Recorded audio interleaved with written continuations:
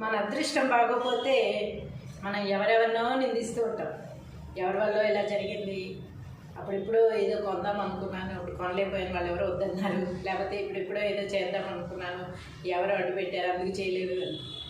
మనకంటే ఒకటి ఉంటుంది కదా, ఎవరో ఏదో చెప్తే మనం మానేది ఎందుకు?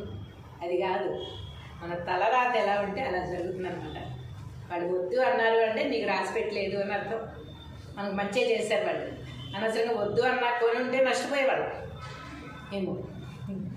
అలాంటివి జరుగుతూ ఉంటాయి అన్నమాట. ఎవరైతే మనకి వద్దు అన్నా లేకపోతే చెయ్యన్నా మనకి రాసిపెట్టి ఉంటేనే అవి చెప్తారు వాళ్ళు. అది నష్టపోయామంటే నష్టపోవాలని కూడా మనకే రాసిపెట్టింది. అది మన విచక్షణ జ్ఞానంతో మనం తెలుసుకుని మనం చేసుకోవాలి తప్ప ఎదుటి వాళ్ళ మీద నిందలు వేసేస్తే అది వేసినా కూడా ఉపయోగం ఉండదు. అలాంటి ఒక చిన్న కథ చెప్తాను. ఒక ఊళ్ళో ఒక పేద, చాలా నిరుపేద ఒక ఆయన ఉన్నారు. ఆయన ఎప్పుడు తనకు తనే తిట్టుకుంటూ ఉండేవారు. ఏంటి ఇంకెన్ని రోజులు ఈ జీవితము, అసలు ఎప్పటికీ నేను డబ్బు సంపాదిస్తాను, ఎప్పటికీ అందరిలాగా బతుకుతాను, ఎప్పుడు లగ్జరీగా ఉంటాను అని చాలా ఆశపడుతూ ఉండేవారు.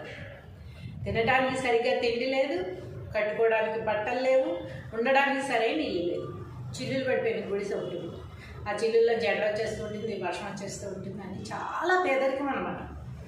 అయితే ఈ పేదరికం నుంచి బయటపడాలి అని ఆలోచిస్తూ ఉన్నారే తప్ప మార్గం దొరకట్లా. ఏదో పనులు చేస్తున్నారు, కలిసి రావట్లా, రాసుకుని వస్తాం కదా మనం వచ్చేటప్పుడే, అది మనం ఇప్పుడు గుర్తించాం కాబట్టి ఏదో జరగట్లేదు అనుకుంటున్నాం. సరే ఆయన ఏం చేశారు, ఒకరోజు ఒక స్వామీజీ వాళ్ళ ఇంటి ముందు నుంచి వెళ్తూ ఉన్నారనమాట. వెళ్తూ ఉంటే పరిగెత్తుకుంటూ వెళ్ళిపోయి ఆ స్వామీజీ కాళ్ళ మీద పడిపోయారు. ఎవరివయ్యా నువ్వు, లే అనేసి ఆ స్వామీజీ లేపి, ఏంటి ఇలా కాళ్ళ మీద పడిపోయావు, ఎవరు నువ్వు, ఏంటి అని అంటే, స్వామీజీ నా పేదరికం నుంచి నన్ను తప్పించండి, చచ్చిపోతున్నాను, నీ పేదరికంతో బతకలేకపోతున్నాను, అసలు సరైన తిండి లేదు, బట్ట లేదు, ఉండటానికి గుడిసె లేదు, నా పేదరికం నుంచి నన్ను బయటపడేయండి, మీకు అన్నం పెడతానని చెప్పి ఆయన కాళ్ళ మీద పెట్టాను. సరే ఆయన జాలేసి, సరేలే ఇంత పేదరికంతో అనుభవిస్తున్నాం ఇన్నాళ్ళుగా, సరే నువ్వు బాగుపడు, నా దగ్గర ఒక మణి ఉంది, ఆ మణి నీకు ఇస్తాను, ఆ మణి ఇనుప వస్తువుని, అంటే అయస్కాంతం లాంటిది అనమాట. ఇనుప వస్తువుని దేన్ని తాకినా ఆ మణి, ఆ వస్తువు బంగారంగా మారిపోతుంది. ఓన్లీ ఇనుమే, ఇనుప వస్తువు ఏది తాకినా ఇది బంగారంగా మారిపోతుంది. కానీ ఇది నీ దగ్గర 1 సంవత్సరం మాత్రమే ఉంచుతాను, ఇంకెక్కువ రోజులు ఉంచలేను, సంవత్సరం తర్వాత మళ్ళీ వచ్చి తీసేసుకుంటాను. కాబట్టి మనీ నీ దగ్గర ఉంచు, ఈ సంవత్సరం నువ్వు ఎంత బంగారం సంపాదించుకుంటావో అంత బంగారం సంపాదించుకో, ఎక్కడ ఇనుము కనపడితే దానికి అంటించు, అది బంగారంగా అవుతుంది, తీసుకెళ్ళి అమ్ముకో, చక్కగా హాయిగా బతుకు, ధనవంతుడు బాబు అని చెప్పి ఆయన ఏం చేశారు, ఆ మనీ తన చేతిలో పెట్టాక ఈయన అన్నారు, ఈ పేద వ్యక్తి, స్వామి అంత బంగారంగా మారిపోయేటప్పుడు సంవత్సరం ఎందుకు, నాకు ఉండండి గంటలో తెచ్చిచ్చేస్తాను అని అన్నారు అన్నమాట. వద్దొద్దు అలాంటి మాటలు వద్దులే, ఉంచుకో, సంవత్సరం ఉంచుకో, సంవత్సరం తర్వాత మళ్ళీ నేను వస్తాను, అప్పుడు మాత్రం కాదనకుండా ఇచ్చేయాలి అని చెప్పారు. సరే స్వామి, సంవత్సరం అంటే మాటలా ఎందుకు, 1 రోజు అన్నాడు, మీరే ఉండమంటే ఉండట్లేదు, సరే వెళ్ళండి, నేను ఈరోజే మొత్తం సంపాదించేసుకుని అది పక్కన పెడతాను, మీరు వచ్చినప్పుడు ఇస్తాను అని అన్నారు.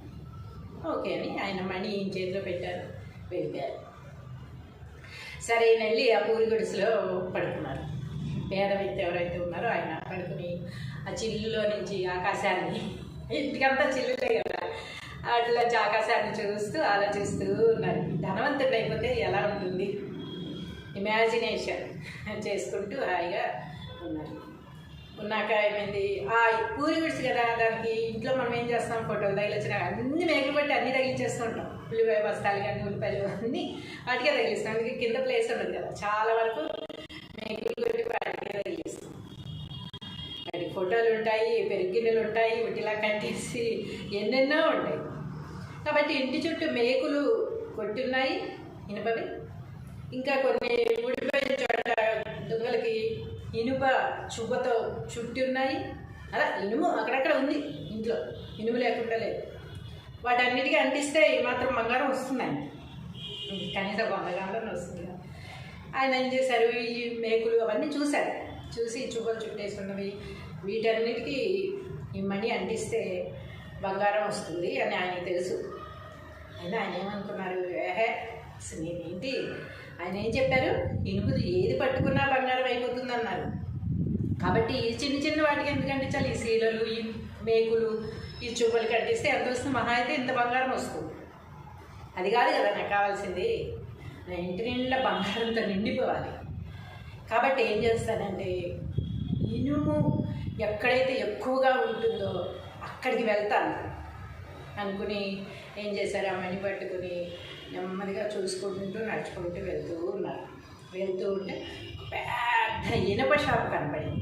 ఇనుము అమ్ముతారనమాట అక్కడ, ఇనుప వస్తువులు, ఇనుము అంతా చాలా పెద్ద పెద్ద ఇనుప రాడ్లు, ఇంకన్నీ ఇనుముతో బాడీలు కట్టడానికి కూడా ఉంటాయి కదా, బస్సు బాడీలు, లారీ బాడీలు కట్టుకుంటారు.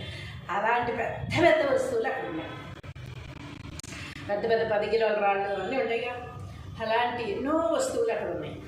అంటే ఇది కదా నాకు కావాల్సింది, దీంట్లో ప్రతి వస్తువుని నేను బంగారంగా మార్చేసుకోవాలి.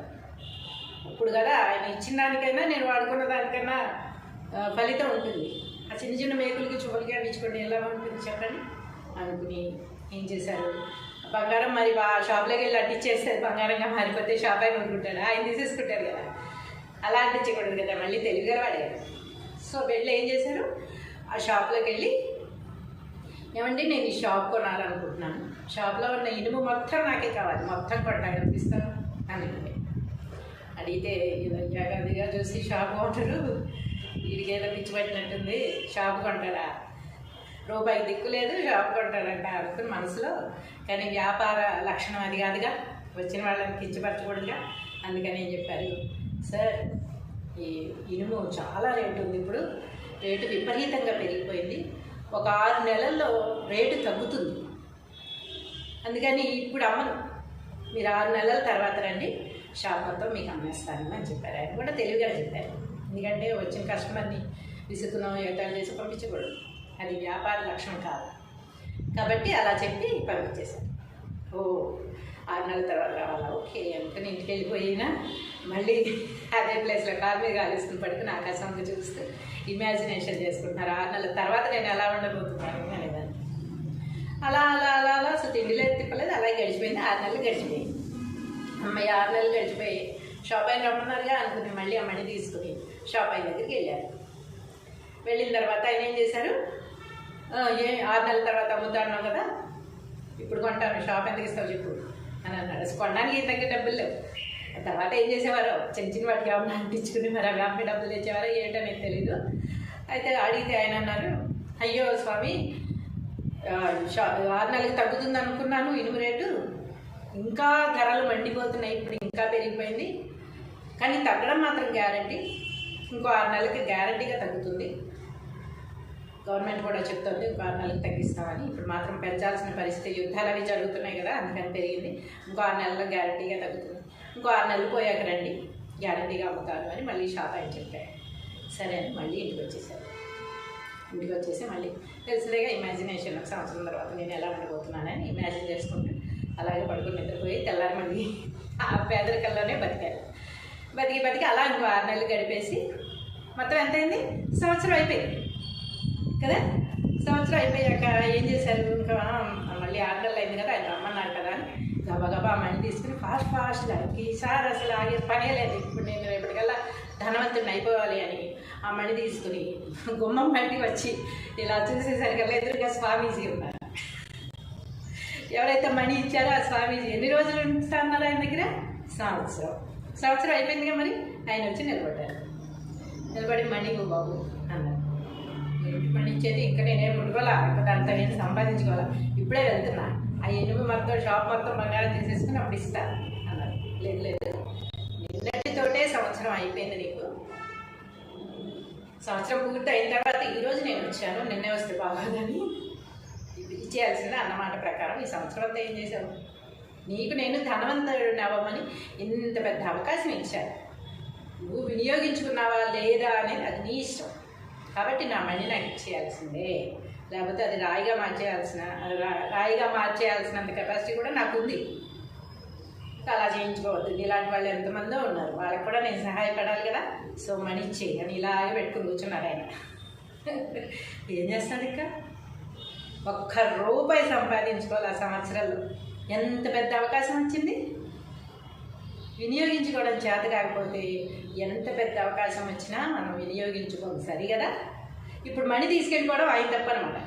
ఇవ్వడం కాదు, ఇచ్చింది లెక్కలేదు, తీసుకెళ్ళిపోయేది లెక్క, అంతేగా. మనం అలాగే అనుకుంటే సంవత్సరం అయింది, ఏమైంది, ఒక్కరోజు ఉంచితే అనుకుంటాం. అది కాదు కదా. సంవత్సరం పాటు నీకు ఒక అద్భుతమైన అవకాశం వచ్చినప్పుడు అది వినియోగించుకోకుండా, అయ్యో ఏంటి ఇంత తెలివి తక్కువ పని చేశాను, ఒక చిన్న మేకుని తగిలించిన ఆ మేకు వచ్చేదే, 1 గ్రామైన గోల్డ్ వచ్చేదే, అలా అలా పెంచుకుంటూ వెళ్ళే పని. ఆ ఆలోచన లేకుండా సంవత్సరం అంతా వేస్ట్ చేసేసి పెద్ద కొట్టుకొని ఒకేసారి అనుకుని ఆయన ఇప్పుడు వెళ్ళి అమ్ముతారా? అమ్మరు కదా. సో ఈయన ఏం చేశారు, ఇంకో మనీ ఇచ్చేయాల్సి వచ్చింది, తప్పలేదు. ఎందుకంటే స్వామీజీ తలుచుకుంటే ఎంతసేపు ఆ మనీని రాయిగా మార్చేస్తారు, అది కూడా దేనికి ఉపయోగపడదు. కాబట్టి మనీ ఇచ్చేసి అయ్యో నా తెలివి తాగలేయ్యా అనుకుని ఏడ్చుకుంటూ కూర్చున్నారు. ఇందులో నీతి ఏమిటంటే, ఇందులో మోటివేషన్ ఏముంది అనుకుంటారేమో, అద్భుతమైన మోటివేషన్ ఉంది. ఎన్నో రకాల మోటివేషన్స్ ఉన్నాయి ఇందులో. మన తప్పులకి ఎదుటి వాళ్ళ మీద నిందలు వేయకూడదు. ఒకటి, అవకాశం వచ్చినప్పుడు చక్కగా వినియోగించుకోవాలి. ఒకటి, లక్ష్మీదేవి ఒకేసారి తలుపు కొడుతున్నప్పుడు తీసేయాలి, వినియోగించేసుకు రామ్మ రామ్మ అని చెప్పి లోపలికి తీయాలి. కానీ తక్కువ తలుపేసేసి రేపు రా అంటే ఎందుకు వస్తుంది రామ్మ.